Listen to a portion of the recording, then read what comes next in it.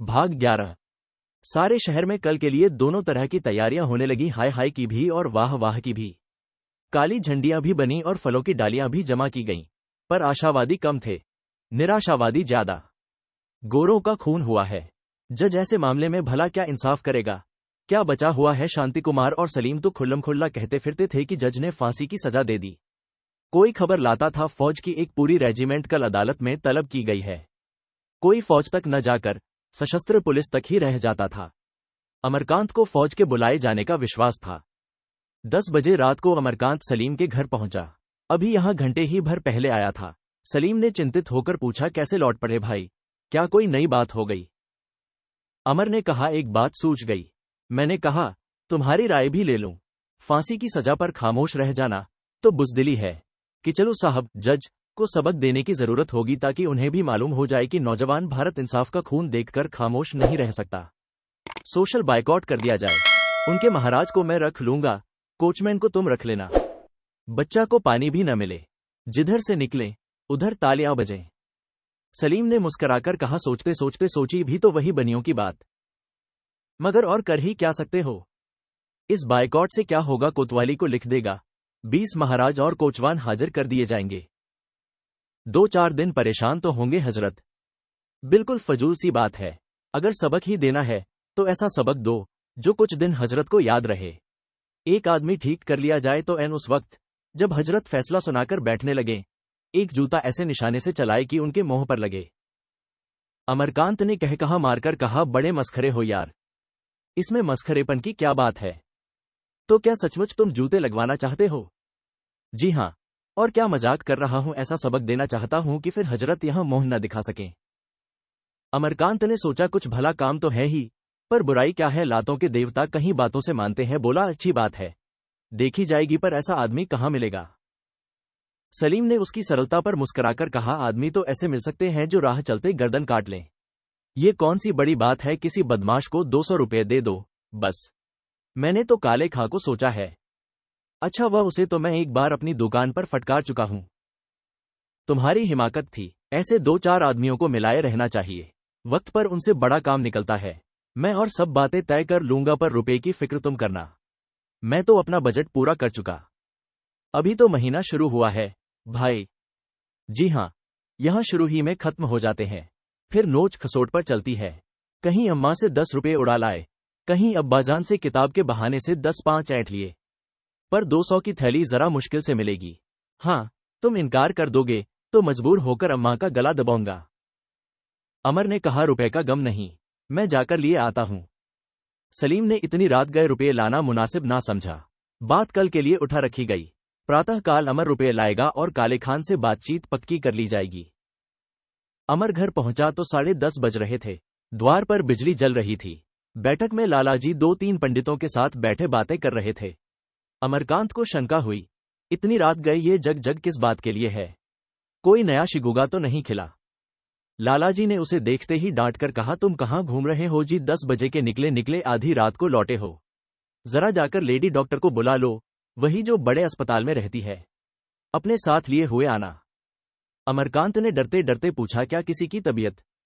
समरकांत ने बात काटकर कड़े स्वर में कहा, क्या बक बक करते हो? मैं जो कहता हूं वह करो। तुम लोगों ने तो व्यर्थ ही संसार में जन्म लिया। यह मुकदमा क्या हो गया? सारे घर के सिर जैसे भूत सवार हो गया। चटपट जाओ। अमर को फिर कुछ पूछने का साहस न हुआ। घर में भी न जा सका। धीरे से सड़क पर आया और बाइसिकल पर बैठ ही रहा था कि भीतर से सिल्लो निकल आई। अमर को देखते ही बोली, अरे भैया सुनो, कहां जाते हो? बहूजी बहुत बेहाल हैं, कब से तुम्हें बुला रही हैं, सारी देह पसीने से तर हो रही है। देखो भैया, मैं सोने की कंठी लूंगी, पीछे से हीला हवाला न करना। अमरकांत समझ गया, बाइसिकल से उतर पड़ा और हवा की भांति झपटता हुआ अंदर जा पहुंचा। वहां रेणुका, एक दाई, पड़ोस की एक ब्राह्मणी और नैना आंगन में बैठी हुई थीं। बीच में एक ढोलक रखी हुई थी। कमरे में सुखदा प्रसव वेदना से हाय हाय कर रही थी। नैना ने दौड़कर अमर का हाथ पकड़ लिया और रोती हुई बोली, तुम कहां थे भैया? भाभी बड़ी देर से बेचैन है। अमर के हृदय में आंसुओं की ऐसी लहर उठी कि वह रो पड़ा। सुखदा के कमरे के द्वार पर जाकर खड़ा हो गया, पर अंदर पांव न रख सका। उसका हृदय गटा जाता था। सुखदा ने वेदना भरी आंखों से उसकी ओर देखकर कहा, अब नहीं बचूंगी। हाय, पेट में जैसे कोई बर्छी चुभ रहा है। मेरा कहा सुना माग करना।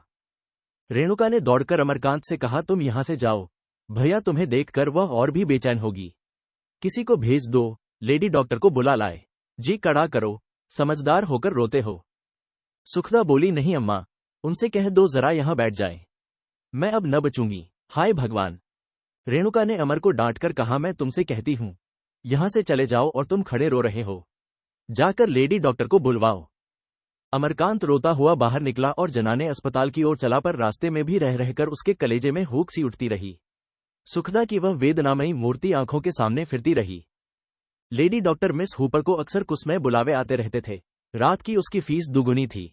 अमरकांत डर रहा था कि कहीं बिगड़े न कि इतनी रात गए क्यों आए, लेकिन मिस हुपर ने सहर्ष उसका स्वागत किया और मोटर लाने की आज्ञा देकर उससे बातें करने लगी।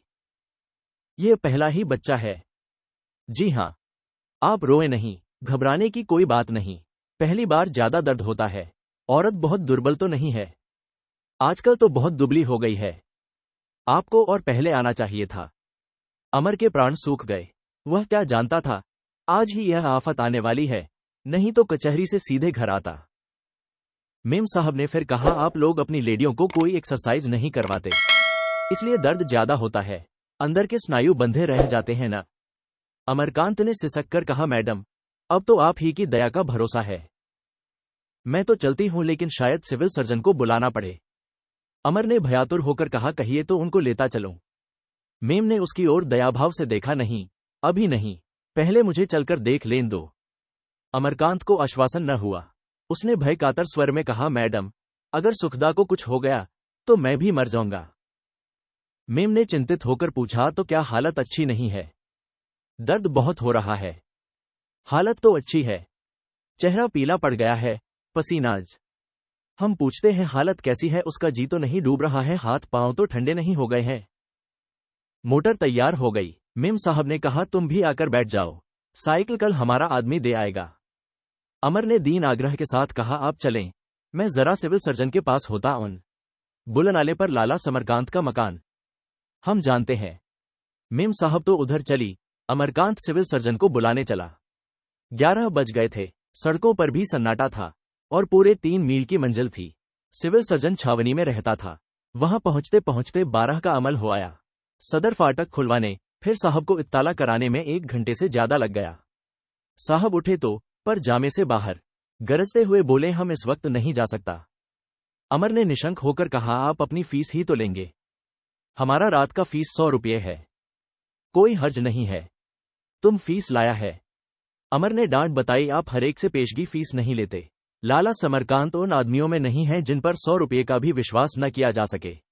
वह इस शहर के सबसे बड़े साहूकार हैं, मैं उनका लड़का हूं। साहब कुछ ठंडे पड़े। अमर ने उनको सारी कैफियत सुनाई तो चलने पर तैयार हो गए। अमर ने साइकिल वहीं छोड़ी और साहब के साथ मोटर में जा बैठा। आधा घंटे में मोटर बुलनाले जा पहुंची। अमरकांत को कुछ दूर से ही शहनाई की आवाज सुनाई दी। बंदूकें छूट रही थीं। उसका हृदय आनंद से फूल उठा। द्वार पर मोटर रुकी तो लाला समरकांत ने आकर डॉक्टर को सलाम किया और बोले, हुजूर के इकबाल से सब चैन चान है, पोते ने जन्म लिया है। उनके जाने के बाद लालाजी ने अमरकांत को आड़े हाथों लिया। मूर्ति में 100 रुपये की चपत पड़ी। अमरकांत ने झल्लाकर कहा, मुझसे रुपये ले लीजिएगा, आदमी से भूल हो ही जाती है, ऐसे अवसर पर मैं रुपये का मोह नहीं देखता।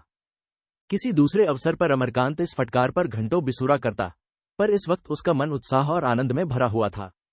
भरे हुए गेंद पर ठोकरों का क्या असर उसके जी में तो आ रहा था। इस वक्त क्या लुटा दूं? वह अब एक पुत्र का पिता है।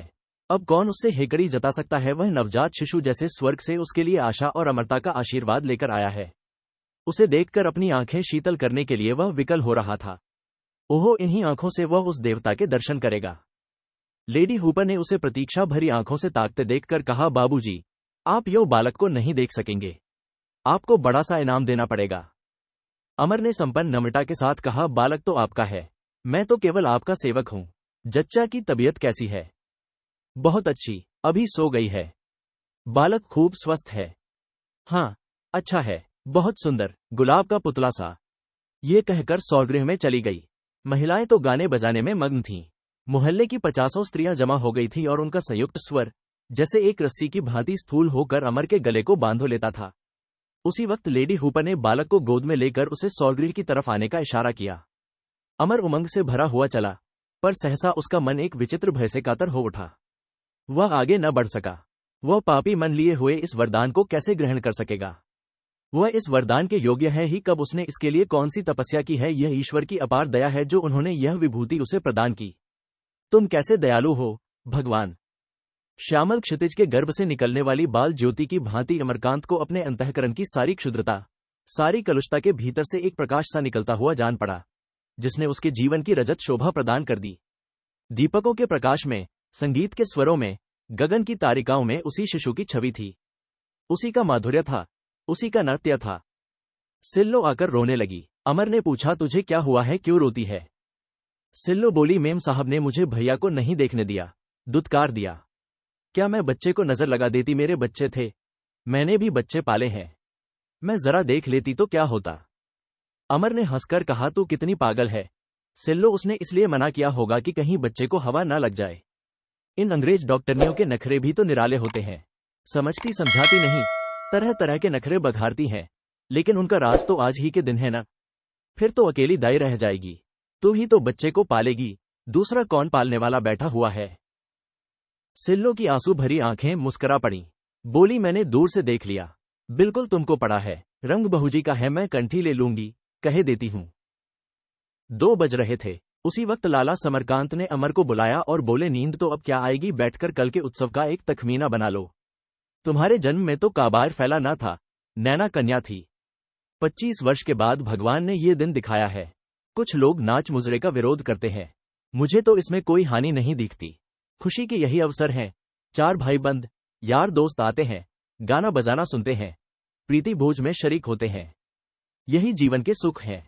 और इस संसार में क्या रखा है? अमर ने आपत्ति की, लेकिन रंडियों का नाच तो ऐसे शुभ अवसर पर कुछ शोभा नहीं देता। लालाजी ने प्रतिवाद किया, तुम अपना विज्ञान यहां न घुसेरो, मैं तुमसे सलाह नहीं पूछ रहा हूं। कोई प्रथा चलती है तो उसका आधार भी होता है। श्री रामचंद्र के जन्मोत्सव में अप्सराओं का नाच हुआ था, हमारे समाज में इसे शुभ माना गया है।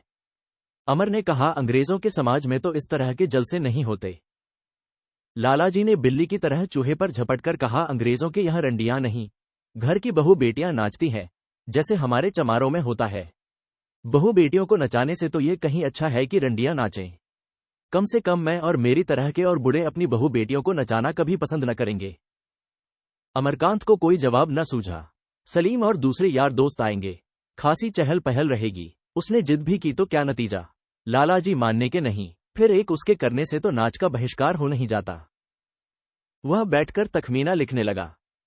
सलीम ने मामूल से कुछ पहले उठकर काले खां को बुलाया और रात का प्रस्ताव उसके सामने रखा। 200 रुपये की रकम कुछ कम नहीं होती। काले खां ने छाती ठोंककर कहा, भैया 1-2 जूते की क्या बात है, कहो तो इजलास पर 50 गिनकर लगाऊं। 6 महीने से बेसी तो होती नहीं। 200 रुपये बाल बच्चों के खाने पीने के लिए बहुत हैं।